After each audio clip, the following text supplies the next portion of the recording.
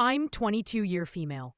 My sister, 26-year female, and I were always very close, especially since our mom passed away when I was 5 and she was 9. She's always been like both a mother and a best friend to me. My sister married 2 years ago, an arranged marriage.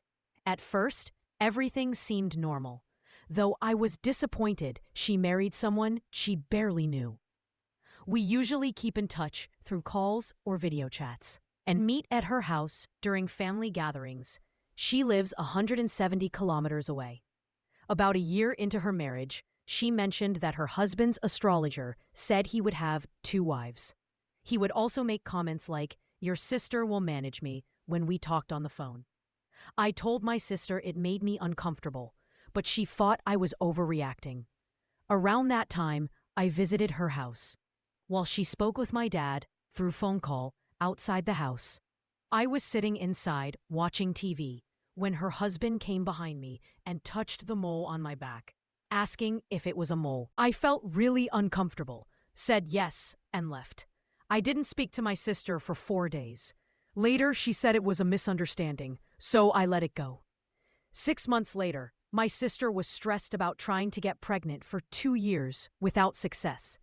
I wanted to support her, village function, and also had to handle a salary issue, so I suggested an outing. Her husband said she needed treatment, so he took me instead to the labor office. My sister stayed with my dad at our other house nearby, 15 minutes away from her house. While at her house getting my documents, someone pushed the bathroom door, indoor bathroom, while I was bathing. I was naked, scared, and held the door to stop it from opening. I called my sister afterward, but she told me it might the cat, not to suspect her husband. I cried and stayed quiet because I didn't want more trouble. Later, after a village function, I stayed overnight at her house.